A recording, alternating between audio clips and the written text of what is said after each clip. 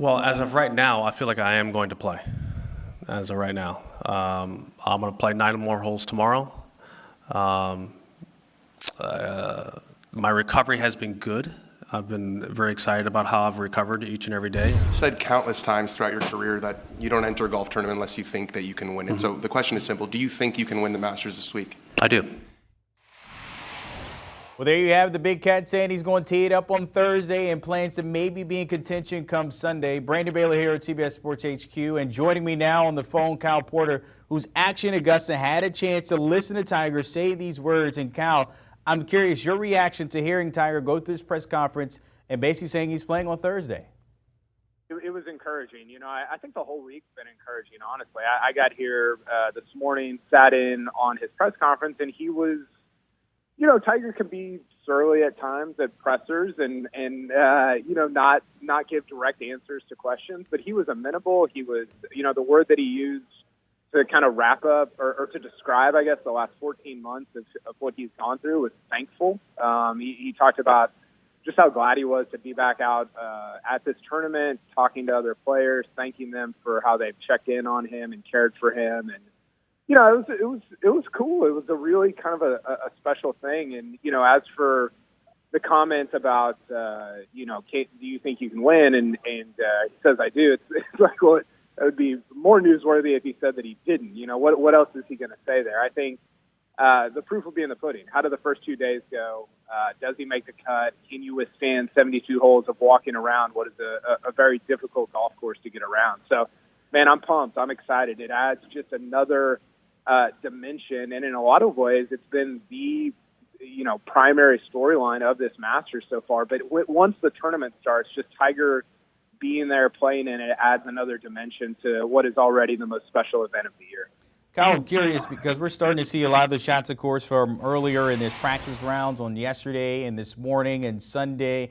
We had a chance to speak to Michael Breed. He said his iron play is the best he's ever seen from Tiger. Also, Doug Bell telling us this morning there's a little giddy up in his hitch, of course, with all the surgeries in that right leg. I'm curious, what have you seen from Tiger as he goes through the motions in these shots, as well as walking on the practice grounds?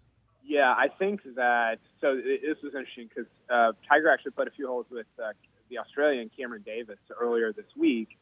And I think what you're saying is correct. I think – and Tiger talked about this. I think everything – on the range with his swing, with his chipping, with his pitching, with his putting, it looks good, right? The problem is twofold. The problem is, one, that's what Cameron Davis is talking about. Like, it's, he's not like quick up and down these mounds, these hills at Augusta. Now, you don't have to be quick. You're not playing football or basketball or something like that. But you do have to be able to withstand 72 holes. And I think that's going to be by Saturday, by Sunday, if you make the cut. That could be difficult. And then the second thing, Brandon, is, and guys talk about this all the time, Tiger's talked about this a lot, is when you turn the lights on, when you've got a pencil and a scorecard in your hand on Thursday morning, that's a lot different than playing a practice round on Monday, than hitting balls on the range. And Tiger hasn't played a real legitimate tournament in 17 months. So is there going to be a problem there? I don't know. Tiger Woods has overcome a ton of different things over the course of his career. But that's one thing that I worry about for his success for the rest of this week. I'm curious, when you look at the field here, because we always wonder that, and we always say that Tiger is the needle. What's the impact that you've seen from other players here? Of course, Justin Thomas, one of his best buddies. I mentioned earlier, Scottie Scheffler's world #1. Tiger's coming back to all of this. What is the vibe there amongst the others, of course, in this field, in your words here? Well, it's been overwhelming. I've sat in on Rory, John Rahm, and then Tiger, and Rory and Rahm were both asked multiple questions about Tiger. And this is an event that it's if Tiger was showing up at like the Memorial or something that was just kind of a regular PGA Tour event, of course you would expect those questions. But at the Masters, it's kind of extraordinary to continue to get those questions about Tiger. And, John Rahm said, listen, I'm playing on Monday, and I see Tiger out there, and the crowd surrounding him when he was playing just nine-hole practice session with Justin Thomas and Fred Couples is bigger than maybe anything I've seen here, including on Sunday afternoon over the last few holes when the leaders are finishing up. That's how much it stood out to somebody like Jon Rahm.